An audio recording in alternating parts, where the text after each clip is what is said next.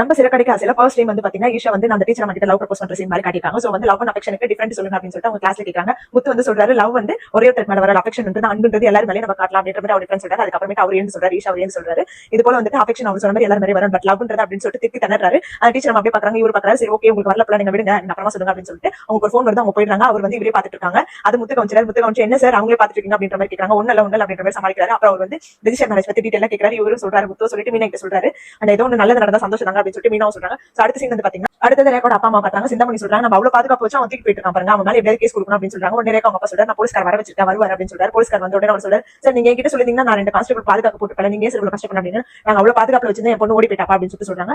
அதுக்கப்புறமேட்டு சரி okay sir நீங்க வந்து கம்ப்ளைண்ட் கொடுங்க நான் பாத்துக்கிறேன் அப்படின்ற மாதிரி சொல்றாங்க. உடனே சிந்தாமணியை பாக்குறாரு. சிந்தாமணி சொல்றாங்க மீனாக்கு பக்கப்படமே முத்து மேல கம்ப்ளைண்ட் பண்ணி நம்ம உள்ள தூக்கி வச்சு நம்ம ரேகா ஈஸியா தூக்கிடலாம் அப்படின்ற மாதிரி சொல்லிட்டு இருக்கும்போதே ரேகா கிட்ட இருந்து சிந்தாமணிக்கு மெசேஜ் வருது, ஒரு வீடியோ அனுப்புறாங்க. இது போல வந்துட்டு நான் விருப்பப்பட்டதா ஓடி வந்துட்டேன், நீங்க அவங்க மேல கேஸ் கொடுக்குறீங்களா, அவங்க ஃபேமிலி மேல அஃபெக்ட் பண்ணீங்களா, நான் கோர்ட்டுக்கு வந்து டைரக்டா இது சொல்றேன் சாட்சி சொல்றேன் அப்படின்ற மாதிரி சிந்தாமணி மிரட்டுறாங்க. அது போலீஸ்கார் கேட்கிறாரு. போலீஸ்கார் கேட்டு சரி விருப்பம் இல்லாம தான் போன மாதிரி சொன்னீங்க அப்படின்னு அவங்க உடனே முறை பாக்குறாங்க. இல்ல என் பொண்ணு விருப்பத்தோட தான் போயிருக்கா அப்படின்னு. சரி இப்ப நம்ம கேஸ் கொடுத்தா அது போகாது, ஏன்னா பொண்ணு வந்து மேஜரா வந்து விருப்பத்தோட தான் போயிருக்கா. போலீஸ்ல வந்து அவ கோர்ட்ல வந்து சொன்னார் போது அவ சொல்றதா செல்லுபடியாகும், இதனால ஏன் வேலையை தான் போகும், அதனால இந்த இதுவை கைவிட்டுருங்க, லீகலா எதுவுமே பண்ண முடியாது, அதுக்கப்புறம் உங்க இஷ்டம் அப்படின்னு சொல்லிட்டு அவர் அங்க இருந்து கிளம்பிடுறாரு. சோ மனோஜோட டைவர்ஸ் விஷயமா அவங்க போய் லாயரை பார்க்க போறாங்க. லாயர் கிட்ட சொல்றாங்க இது போல ரோகிணி வந்து காசு கொடுத்தா டைவர்ஸ் கொடுத்துறேன்னு சொல்லிச்சு அப்படின்னு. லாயர் ஆச்சரியமா கேட்கறாங்க, என்ன சொல்றீங்க, அந்த பொண்ணு அவ்வளவு பேசி கூட அந்த பொண்ணு வந்து ஒத்துக்க வேலை எப்படி ஒத்துக்குச்சு அப்படின்னு சொன்னா, இல்ல வந்து காசு கொடுத்தா டைவர்ஸ் கொடுத்துறேன் அப்படின்ற மாதிரி சொல்றாங்க. உடனே லாயர் மக்கள் சந்தேகம் வருது, எனக்கு என்னமோ அந்த பொண்ணு ஒத்துக்காது, காசுக்காக தான் நீங்களும் அந்த பொண்ணு சேர்ந்து ஏதோ திலுமுடு பண்றீங்க அப்படின்ற மாதிரி மனோஜ் கேட்கறாங்க. அவங்க அம்மால நீ என்னடா அப்படின்னு சொல்லிட்டு கேட்கறாங்க. மனோஜ் இல்ல மாப்பிள்ள கிடையாது, அவ காசு கொடுத்தா மாறிடுவா அப்படின்ற மாதிரி சொல்றாங்க. எனக்கு சந்தேகம் எதுக்கு நான் ரோகிணி கிட்ட கன்ஃபார்ம் பண்ணிக்கிறேன் அப்படின்னு அவங்க சொல்றாங்க. ரோகிணி கிட்ட கன்ஃபார்ம் பண்றேன், ரோகிணிக்கு கால் பண்றாங்க. ரோகிணி லாயர் கால் பண்றத பார்த்து அட்டெண்ட் பண்ணி சொல்லுங்க மேடம் அப்படின்னு சொல்லிட்டு கேட்கறாங்க.